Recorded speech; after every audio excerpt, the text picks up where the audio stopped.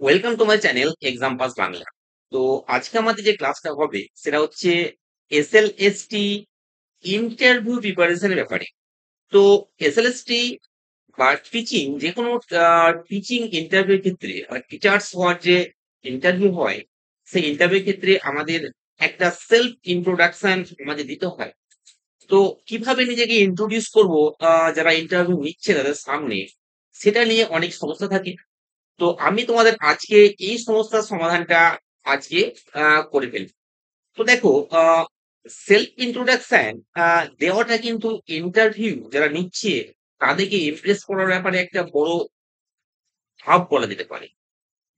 যদি তোমরা সেলফ ইন্ট্রোডাকশনটা একটু ভালোভাবে দিতে পারো, হ্যাঁ, তো যেমন তোমাদের বডি ল্যাঙ্গুয়েজ, স্পিকিং পাওয়ার, এসব কিন্তু যদি ঠিক মতো থাকে, তো কিন্তু যারা ইন্টারভিউ নিবে তাদের প্রতি তোমার প্রতি একটু কিন্তু ভালো ইমপ্রেশন জন্মাতে পারে।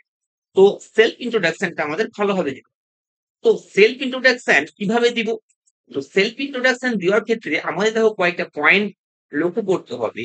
সেটা হচ্ছে প্রথমে গ্রিটিংস আমরা করবো, তারপরে নেম প্লেসটা আমরা বলবো, তারপরে একাডেমিক কোয়ালিফিকেশনটা বলে দেবো, তারপরে আমাদের যেন টিচিং এক্সপিরিয়েন্স যদি কিছু থাকে তো সেটা বলে দেবো, তারপরে আমাদের যে কোনো এক্সট্রা স্কিল থাকে সেটা বলে দেবো। ব্যাস, আর কিছু পড়ার দরকার নাই।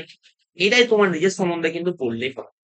তো দেখো, প্রথমেই আমাদের যে পয়েন্টটা আছে সেটা হচ্ছে গ্রিটিংস।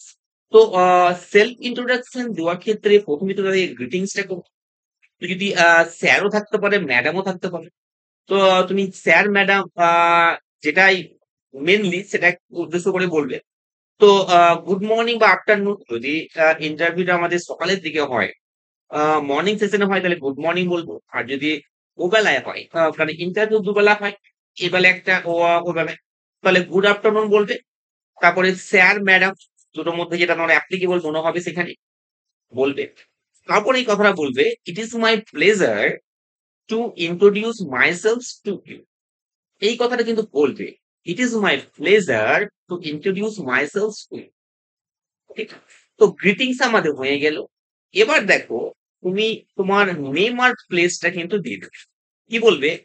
মাই নেম ইজ, তারপর তোমার যেটা নাম সেটা বলবে, তারপর আই অ্যাম ফ্রম, কোথা থেকে তুমি সেটা বলবে। ঠিক আছে? কোন এখানে স্টেট তো তুমি ওয়েস্ট বেঙ্গলের, সুতরাং এখানে তুমি সিটি আর ডিস্ট্রিক্টটা বলবে। সিটি আর ডিস্ট্রিক্টটা উল্লেখ করে দেবে। তাহলে নেম প্লেসটা হয়ে গেল। তাহলে মাই নেম ইজ যেটা হবে, তারপরে আই অ্যাম ফ্রম। এবার দেখো, তোমার যেটা বলতে হবে একাডেমিক কোয়ালিফিকেশনটা তোমাকে কিন্তু বলতে হবে। একাডেমিক কোয়ালিফিকেশনের ক্ষেত্রে কি বলবে দেখো, তুমি মাধ্যমিক উচ্চ মাধ্যমিক এসব কিছু পড়া দরকার নাই। তুমি ডিরেক্ট চলে যাও গ্রাজুয়েশনের ক্ষেত্রে। তুমি কি বলবে?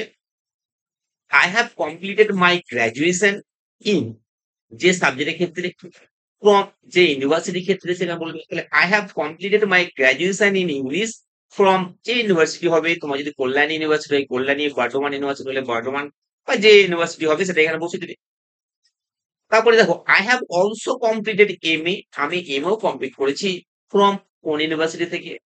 তারপরে তুমি বিএড তো করেছো, তাই বলবে ফলোড বাই বিএড, তারপরে কোন ইয়ার লিখে। তো I have completed my graduation in subject from university, I have also completed my M A from university followed by BEd in. তো এটা দিবে। তো আলাদা করে তুমি বলতে পারো যে আমি বিএডটা এভাবে কমপ্লিট করেছি। এবার দেখো এখানে একটা সমস্যা দেখো, অনেকের আবার কি হয়, গ্রাজুয়েশন করার পর কিন্তু বিএড করে তারপরে এমএ করে। তো তাদের ক্ষেত্রে এই জায়গাটা তোমরা ইউজ করবে, কি ইউজ করবে দেখো, I have completed my graduation in subject from university followed by B.Ed in the year. Recently, I have also completed my MA in subject. ব্যাস। তো এটা তুমি কোয়ালিফিকেশনটা বলবে। এবার দেখো একাডেমিক কোয়ালিফিকেশন হয়ে গেল। এবার দেখো তোমার কি টিচিং এক্সপিরিয়েন্স যদি কিছু থাকে সেটা বলতে পারো। তো যদি গভর্নমেন্ট টিচিং এক্সপিরিয়েন্স থাকতে পারে তার কোনো মানে নেই। তুমি তো টিউশনই পড়াতে পারো, কিংবা ডেপুটেশনে থাকতে পারো, বা এগুলো বলতে পারো যে I have teaching experience for school internship, বা হোম টিউশন, বা ডেপুটেশন, বা আদার্স। এই সময় আমার একটা টিচিং এক্সপিরিয়েন্স আছে, এটা তুমি বলতেই পারো। ওকে, তো টিচিং এক্সপিরিয়েন্স বা ট্রেনিং এক্সপিরিয়েন্স তুমি এটা বলতে পারো। তারপরে তোমার যদি কোনো স্কিল থাকে, তুমি বলবে, কি বলবে? My strength are strong subject knowledge, clear communication and ability to make learning interact. ব্যাস, তোমার সেলফ ইন্ট্রোডাকশন হয়ে গেল। আর এটা রাখতে হবে ১ থেকে ১.৫ মিনিটের মধ্যে রাখতে হবে। আর যখন তুমি বলবে তখন একটা স্মাইল এবং মেইনটেইন কনফিডেন্সটা তোমার বজায় রাখতে হবে। স্মাইল বজায় রাখতে হবে এবং তোমার মধ্যে কনফিডেন্সটা হারালে কিন্তু হবে না। আর সবথেকে বড় যেটা তোমাকে মনে রাখতে হবে, হাইলাইট ইউর রোল।